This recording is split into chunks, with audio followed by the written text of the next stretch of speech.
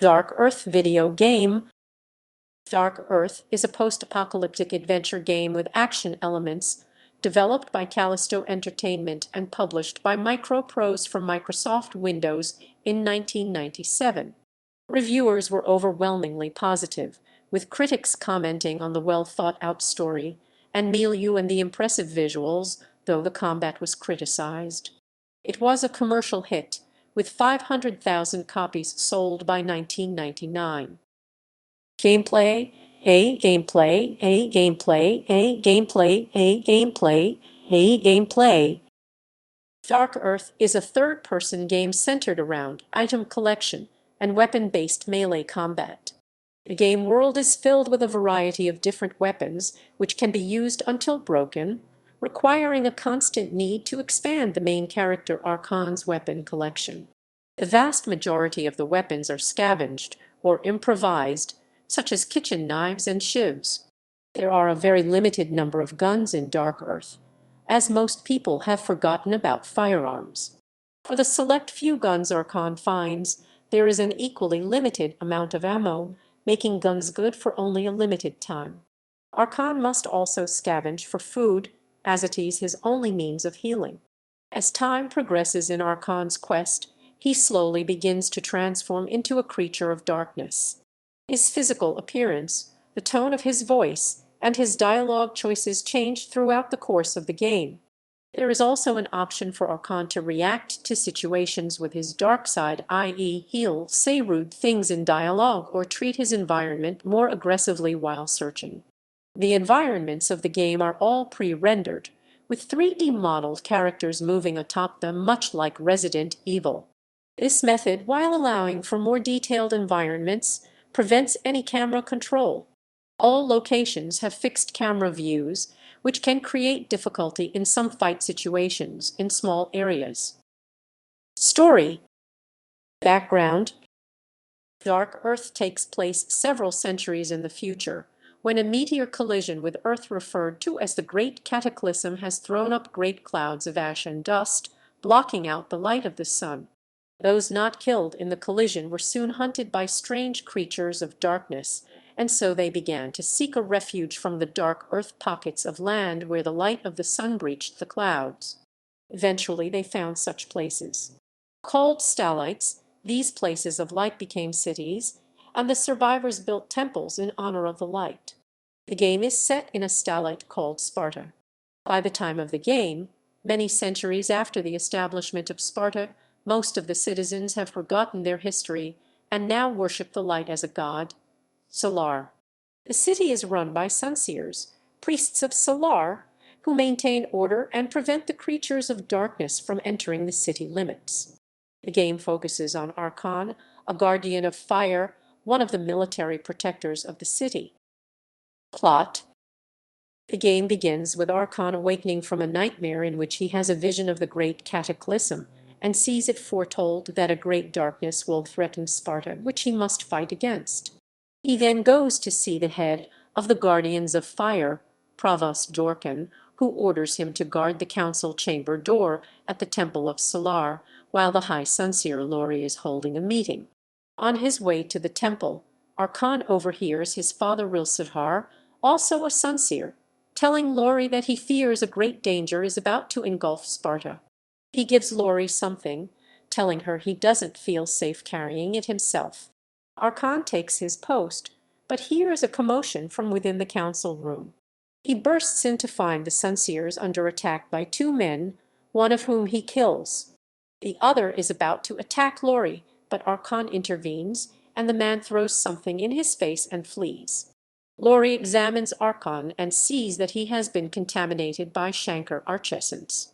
Archon awakens some time later, and is horrified to discover that he has begun to turn into a creature of darkness. A healer, Thanander, tells him that he is infected with darkness and the only way to save him is a secret energy from the dawn of time. Thanander says that Rilsidhar is one of the few people in Sparta who knows where it is located. Archon goes to see Rilsidhar, who tells him he is forbidden to bring him to the secret and must break his vows as a Sunseer to do so, but only after getting approval from Dorkin. Archon then sees Kelhai, his wife, who is horrified at what has happened to him, and tells him that Dorkin has taken control of the city, declared martial law, locked the gates, and sent the Guardians of Fire out to search for more attackers. Archon heads to meet his father, but Rilsidhar doesn't arrive, so Archon sets out to look for him. He learns that Lori has gone into hiding and that his best friend and fellow guardian, Zed, is leading the hunt for more heretics in the lower city. Archon then learns that Rilsidhar has disappeared, and the Guardians of Fire have arrested Kalhai. He breaks her out of jail, and they head to the lower city to see their friend, the scavenger Danries, who tells them that they need to speak to a man named Armel Sadak, the chief scavenger. Sadak tells Archon that the people who attacked the Sunseers are a group of thugs known as the Concholites who live in the sewers. However, they did so on the orders of someone else, although Sadak doesn't know who. He also recommends that Archon find Leona, a hermit, who lives outside Sparta in the Dark Earth. Whilst Kalhai remains with Danries, Archon heads into the sewers and discovers that the Concholites' leader, Sordos, is planning to take over the upper city. Archon also learns that Sordos and Dorkin are working together. However, Dorkin is not the one behind the attack on the Sunseers. Sordos is in league with another Sunseer, who is behind everything. Archon then finds Sordos in conversation with Thanander, who reveals he is holding Rilsidhar prisoner. Archon kills them both and enters the cells, finding Zed. Zed tells Archon that Thanander is behind everything and seeks to find the ancient secret to destroy it and banish the light from Sparta forever. Zed then turns into a creature of darkness, and Archon is forced to kill him. Archon returns to the upper city to confront Dorkin, but he flees through a secret passage in his office. Archon pursues him down to the lower city, where he encounters the resurrected Thanander. He reveals that Rilsidhar drank the archessence that fills Thanander's soul, and now Rilsidhar has become Thanander's servant. Thanander sends Rilsidhar to destroy the Well of Light at the heart of the city. Rilsidhar does so, but dies in the process. Archon then meets Lori, who tells him that with the destruction of the Well of Light, the walls of the city no longer protect it from the creatures of darkness. She also tells him that the city has only one chance for salvation. Rilsidhar spent many years researching the origins of the light in the Well of Light. If Archon can continue Rilsidhar's research, he may find a way to save the city. Beneath the city is a source of unlimited light, but it is dormant and needs to be activated. This is what Rilsidhar was researching. Lori gives Archon part of the key to Rilsidhar's vault, the item Rilsidhar gave to Lori earlier on, and urges him to find a way to access the light energy. Archon then sets about finding the rest of the key. He finds the first part with the city's master builder, Bander, who tells him the other parts of the key are with Zed and Leona. Archon finds and defeats Dorkin, and then discovers a secret bunker from the time of the Great Cataclysm, containing hibernation pods and video files detailing how people tried to survive in the bunker after the meteor collision. He then meets a thief who is holding Zed's part of the key. Archon kills him and takes the key. As he moves around the city, Archon notes that everywhere, people are beginning to turn into creatures of darkness. He heads down into the sewers and finds Dorkin dying in the Concholites' prison. Dorkin regrets his actions, realizing that he had been used by Sordos and Thanander. He advises Archon not to face Thanander, and that the poison thrown in Archon's face was actually Thanander's blood. He dies, and Archon then discovers a secret underwater passage to outside of the city.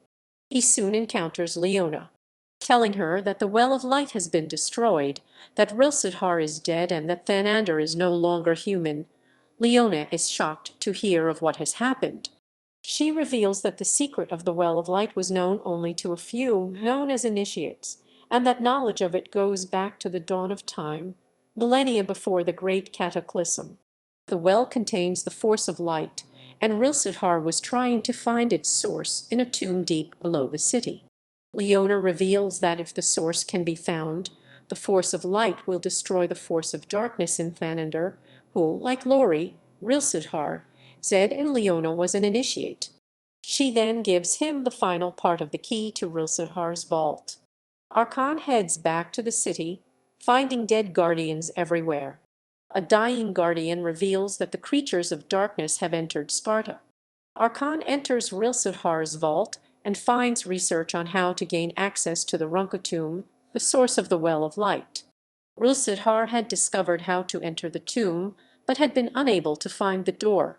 However, using an explosive substance found in the bunker, Archon is able to find the door, which was hidden in the center of the city. Now almost completely transformed into a creature of darkness, he enters the tomb. Navigating a series of traps, he reaches the center of the tomb but realizes he has been followed by Thanander, now transformed into a monster of darkness. Thanander attempts to destroy the source of light, but Archon blocks him. They fight, and Archon is able to defeat and destroy Thanander. Archon then enters the source, which tells him it is time for the Great Awakening as a tower of light shoots into the sky high above the city, banishing the darkness. Development. Most of the work on the game was done at Mindscape's development house in Bordeaux, France.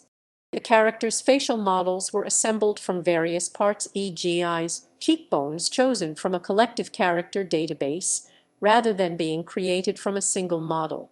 Kalisto's plans for a sequel to Dark Earth never came to fruition, although they did produce, in partnership with French publisher Multisim, a tabletop role-playing game based on the Dark Earth world. Although both Sony and Konami expressed publishing interest, a PlayStation 2 port of Dark Earth was cancelled early in development. Reception. Sales. Dark Earth was a commercial hit, with global sales of 500,000 units by mid-1999. However, it failed commercially in the United States, where its sales totaled 54,200 units by April 1999. MicroProse's Tom Nichols blamed this performance on competition from The Curse of Monkey Island and Blade Runner, which he said drew retailers away from stocking Dark Earth and customers away from buying it. He also noted that we signed the game late in its development, so we didn't have enough time to build the pre-awareness and hype that you need today. Reviews and awards. Dark Earth received generally positive reviews and held an aggregate score of 71% on Game Rankings. It was named the Best Adventure Game of 1997 by CNET Game Center, whose editors called it beautifully conceived and executed and an example of how a superior adventure game is made. The game was also a finalist for the Software Publishers Association's 1997 Best Adventure/Role-Playing Software Game Cody Award, which it ultimately lost to Diablo. Critics generally saw the game's story as its strongest asset. Next Generation, for example, commented that an adventure's worth is in the story, and Dark Earth's is impressively thought out and deep. Kalisto's designers were very careful to create an internally consistent world, from history to environment. Thus, the milieu of the Stellite Dominion is rich in detail, without resorting to needless exposition.